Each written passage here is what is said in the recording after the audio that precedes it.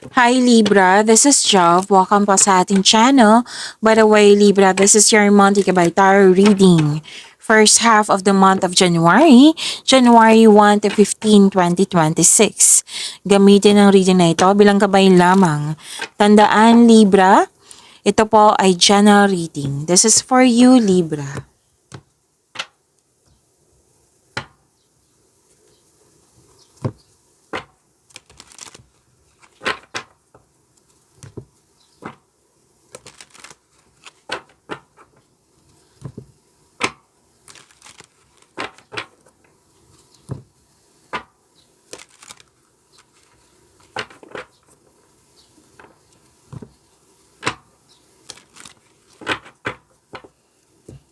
Para po ito sa iyo, Libra, ngayon January 1 to 15, 2026.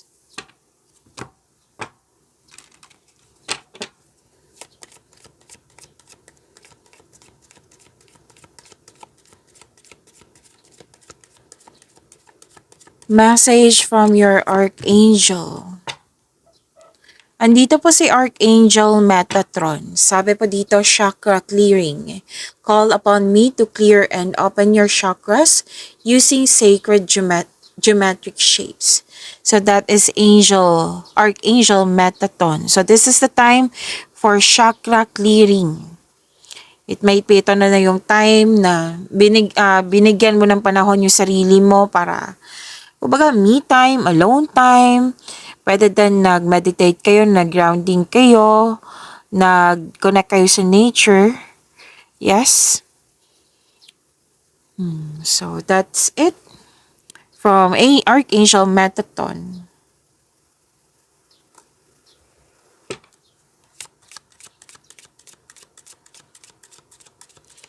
Maraming salamat po sa inyong patuloy na suporta sa mga nag-donate, sa mga hindi nag-skip ng ads. Sa mga hindi pa nag-subscribe, subscribe na po kayo at click bell notification para updated kayo sa bagong video reading natin. Para sa mga gustong magpa-reading po, comment po kayo ng personal reading and check my reply sa comment section.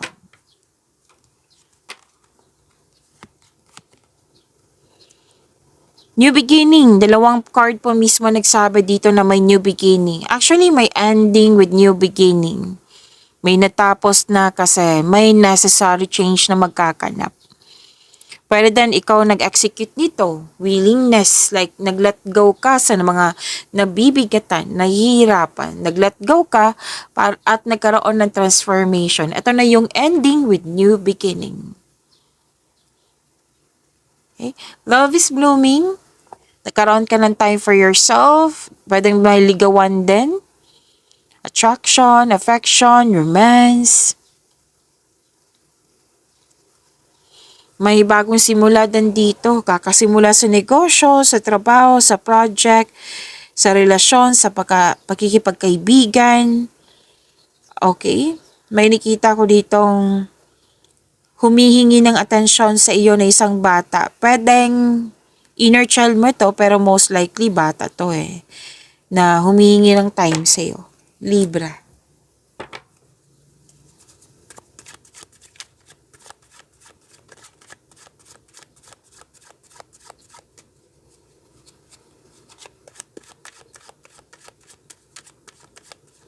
Energy ni Libra ngayon January 1 to 15, 2026.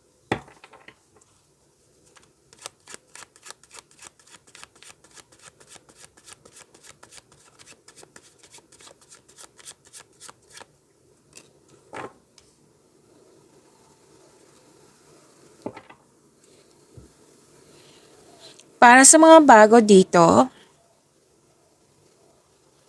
kung may napansin kayo na repeating message, yan po yung pinupush ng card sa inyo. Like for example, nanood kayo sa isang video reading nyo. Sa monthly, weekly, daily, sa second half, dito sa first half. At may napansin ko na repeating message. Yan po yung pinupush ng card sa inyo na kailangan nyo bigyan ng atensyon, solusyon, at aksyon kung maaari po. So na yung energy ni Libra.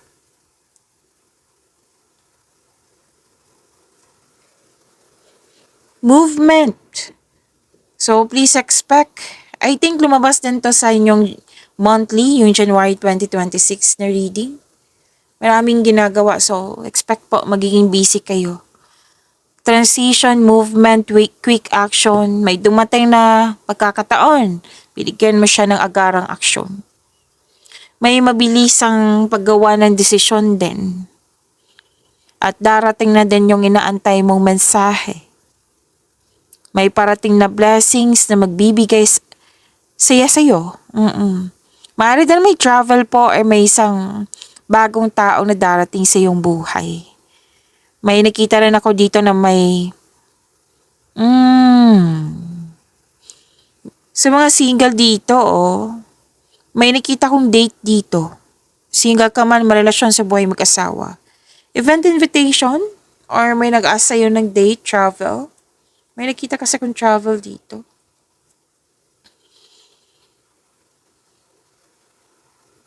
So may energy dito ha. May nararamdaman ako ditong excitement. Excited kayo. Like for example, may nag-ask ng date sa'yo. So excited ka.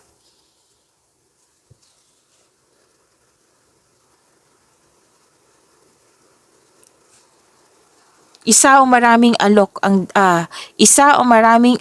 o idea ang darating sa iyo. Ang ganda naman. So busy kayo. Busy kayo. Exciting new opportunities, financial stability, nagkaroon ng abundance sa kaperahan niyo po. Ang ganda nito. Claim niyo po.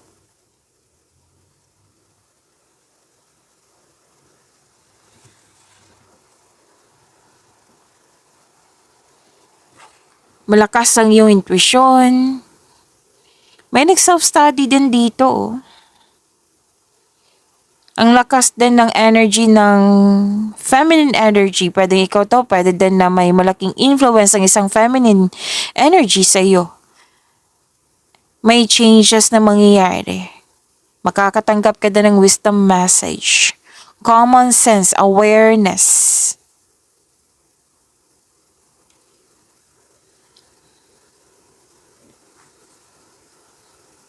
May malalaman kang sekreto mula sa isang tao. Sinabi ng card dito, since mataas, malakas ang iyong intuition ngayon, makinig sa inyong intuition. Kasi maaring may panawaging spiritual na parating sa iyo. Tapos naghahanap ka ng sagot sa inyong mga katanungan dito, solusyon sa inyong problema. Ang sinabi ng card mo dito, nasa iyo na. Nasa iyo na yung sagot, nasa iyo yung solusyon. The answers are already within you. Trust your own counsel first. Trust and follow your intuition kung pwede po, kung gusto niyo.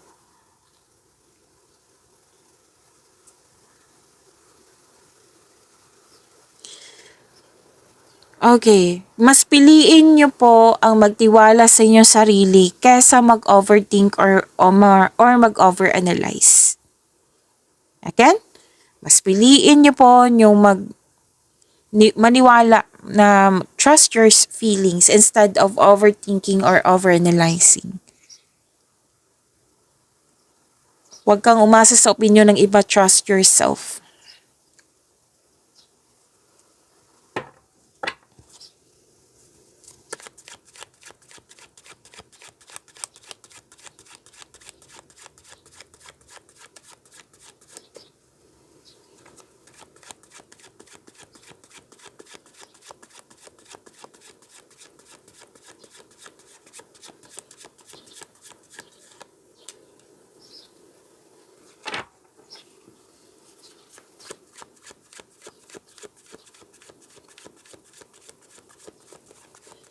Career and money. And January 1 to 15 to 26.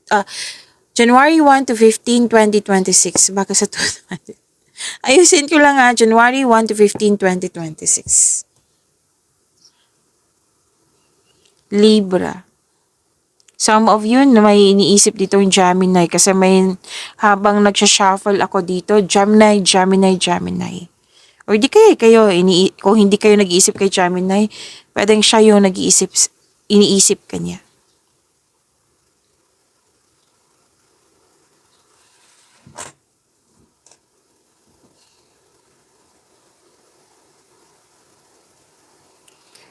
Okay, sa career and money po, ah, okay, sinabi ko naman sa inyo kanina, 'di ba, dito na busy kayo. Sinabi din dito, magkaiba siya. Magkaibas po ang card na ito, pero isa din yung sinasabi niya is super busy. Iwasan niyo tong burnout na nakikita ko. Okay? Kung hindi pa kayo na burnout, iwasan nyo. Like, ito na yung sinabi ng mga gawain ko na magiging busy ako. So, ano yung dapat gawin? Mag-time management. Huwag mag-say yes ng yes kung hindi naman akma sa inyo schedule. Para maiwasan tong burnout na nakikita ko dito.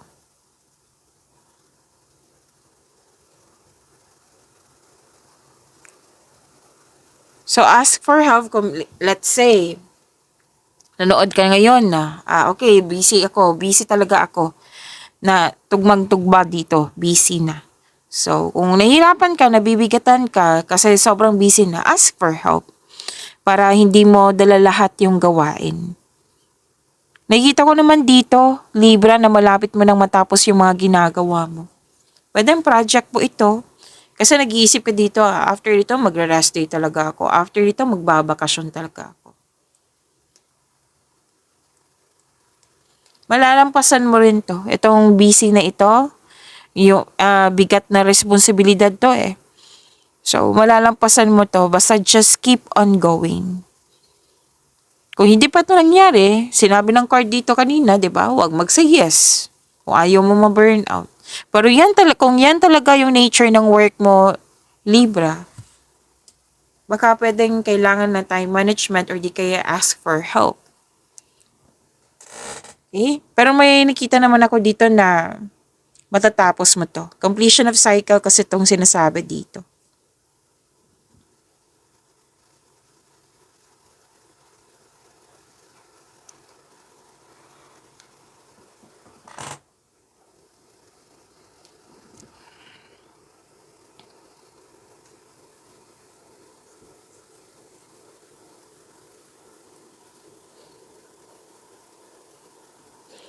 Okay,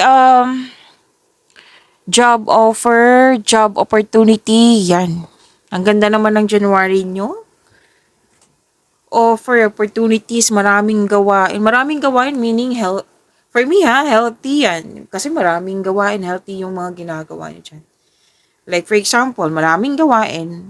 Like, negosyante ka, maraming sales. 'Di ba? So, may job offer, opportunity, na mas magiging excited ka sa offer na ito. At kasi alam na alam mo yung gagawin mo eh. Passion mo to. Kaya excited ka. Wow. Libra. 1, 2, 3. Puro busy yung sinasabi dito. Magkaiba siya ha. Busy pa rin eh. Sobrang busy. So again, sinabi ng card nyo dito, prioritize your task na may time management, which is sinabi ko kanina din, di ba? Sinabi din dito. Time management. Just make sure you can deliver on your promises.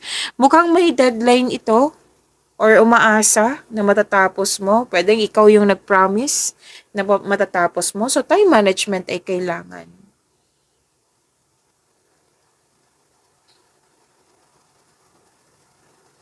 Oh, good news din to. Di ba may sinabi kanina na makaka-receive ka ng good news? Dito din yung good news. Tapos, may ano dito, may kausap ka dito. Pwedeng ikaw to, or pwedeng siya. Kasi may sinabi din dito na isang, yung humingi ng attention sa iyo. Oo, nag-uusap kayo. Like, ano ba yung, what I meant is,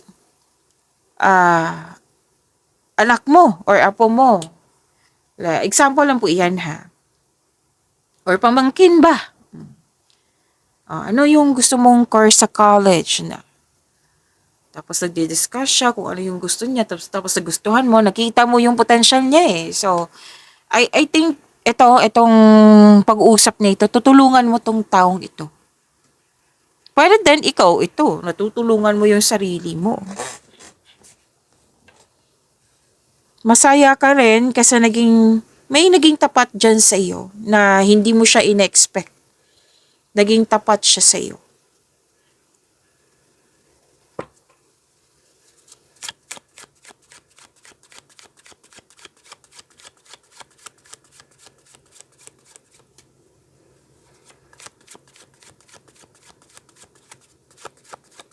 Love life, self-love, partnership, and romance ni Libra.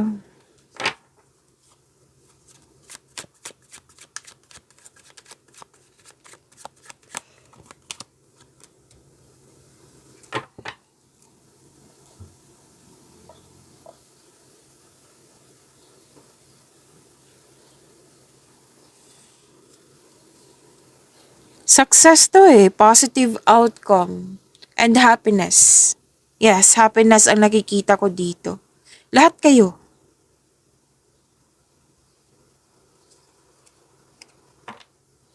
This is optimism. Nakikita ko talaga rin yung positivity dito. You have strength, satisfaction. So, happiness talaga to. Maaring makatanggap ka ng news na may buntis or wedding. Maaari din na may happy bonding kayo. May nakita rin ako dito, lahat kayo. May ano dito, may planong beach outing, camp outing to escape everyday pressures. Happiness ang nakikita ko talaga dito. Success, achievement, may parating na blessings na it will lead you to happiness. Improvement din sa health. Yes, recovery kasi ang nakikita ko dito. Magandang kalusugan kasi to, kaligayahan at kaya-ayang pakiramdam. May nakita akong reunion dito. Old friends, partner, family, oo. Tapos, may nakita ko staycation dito sa bahay. Gustong-gusto mo kasi you felt calm, secure, relaxed pag nasa bahay kayo. Andito na yung mga mga bata na nagbibigay sa iyo ng inspiration. Okay? Na magiging mas happy ka. You're feeling healthier inside and out.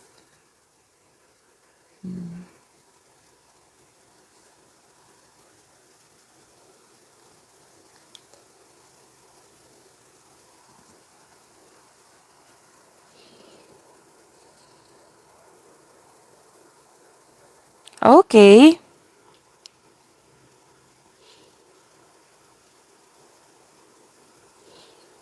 Sa mga single po, advice po ng card mo dito na huwag mag-alinlangan na mag-invest sa bagong relasyon.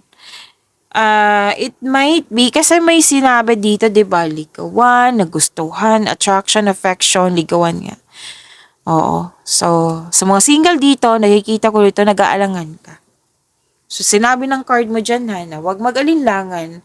Para fair sa'yo, anong tawag dito? Para fair sa'yo, anong tawag nito? Kilalanin mo muna ng mabuti. Yan, kung bagong tao siya sa'yo. Kung bago mo siyang kakilala. Para sa mga relasyon sa buhay mag-asawa, may masinsinang pag-uusap dito eh. So, kailangan i-improve yung communication. Napapansin mo na may improvement sa iyong communication skills. May importante pag-uusap dito. Puro new beginning yung nakikita ko dito, Libra. Tamang-tama, new year, new beginning. Very inspired. May chance din kayo mag-travel kasi puro travel yung nakikita. Long distance, pwedeng nagkaroon kayo ng long distance relationship or pwedeng foreigner, oo. Or nasa malayong lugar yung magiging partner mo or partner mo.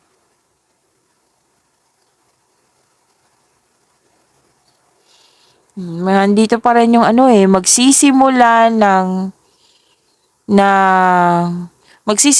pamilya, magbuo ng pamilya. May nakita rin ako ditong dagdag anak.